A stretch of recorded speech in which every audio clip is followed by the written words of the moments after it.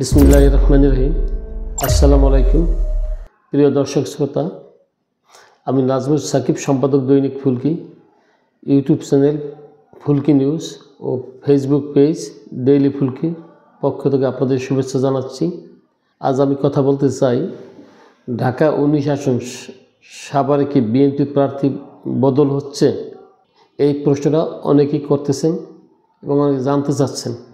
গত 3রা নভেম্বর বিএনপির মহাসচিব মির্জা ফখরুল ইসলাম আলমগীর এক সংবাদ সম্মেলনের মাধ্যমে ত্রয়োদশ জাতীয় সংসদ নির্বাচনের 300 আসনের মধ্যে 236 আসনে তাদের প্রার্থী ঘোষণা করেছেন। এই প্রার্থী ঘোষণা করার পরেই বিভিন্ন স্থানে বিক্ষোভ হয়েছে। একাধিক প্রার্থী ছিলেন অনেক জায়গায়, যারা মনোনয়নের দাবি করেছেন, দীর্ঘদিন যাবৎ বিএনপির জন্য নিবেদিতভাবে কাজ করেছেন, কিন্তু প্রত্যেক আসনে একাধিক প্রার্থী ছিলেন। প্রার্থীদের অনেকেই সড়ক অবরোধ করেছেন, জ্বালাও পোড়া করেছেন, ভাঙচুর করেছেন, বিক্ষোভ করেছেন, এভাবে প্রতিবাদ করেছে। এর কারণে বিএনপি হাইকমান্ড অনেককে ডেকে নিয়ে, চেয়ারপারসনের কার্যালয়ে ডেকে নিয়ে তাদের অনেককে বুঝিয়েছেন, অনেককে সাথে সমালোচনার চেষ্টা করেছেন। আবার অনেক ক্ষেত্রে এখনও সমস্যা রয়ে গেছে। এই অবস্থায় ঢাকা 19 আসন সাভারে ডাক্তার দেওয়ান মোহাম্মদ সালাউদ্দিনকে বিএনপি প্রার্থী ঘোষণা করা হয়েছে। ঢাকা 19 ডাক্তার দেওয়ান মোহাম্মদ সালাউদ্দিন, এবং এখনও কোনো বিদ্রোহ, কোনো প্রতিবাদ, বিক্ষোভ এরকম কিছু হয়নি তার প্রতিবাদে। কিন্তু এখানেও অনেকেই ছিলেন, 4-5 জন ছিলেন যারা মনোনয়ন পাবেন বলে দৃঢ়ভাবে আশাবাদী ছিলেন।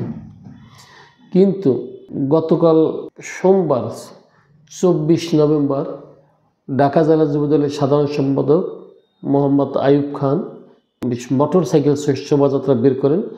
নন্দন পার্ক থেকে শুরু করে মোটরসাইকেলের শোভাযাত্রাটি বিশাল বহর নিয়ে সাভারের ব্যাংটাউন এলাকায় এসে শেষ হয়।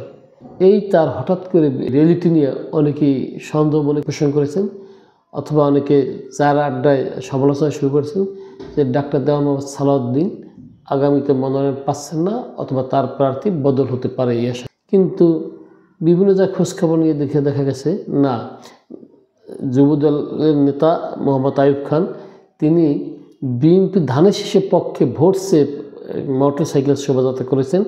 এক্ষেত্রে প্রার্থী পরিবর্তন হওয়ার মতো কোথাও থেকে কোনো ইঙ্গিত বা কোনো খবর পাওয়া যায়নি। এ জাতীয় প্রার্থী পরিবর্তন হওয়ার মতো আপাতত কোনো সম্ভাবনা দেখা যাচ্ছে না, এবং এটা হবে বলেও অনেকে মনে করছেন না।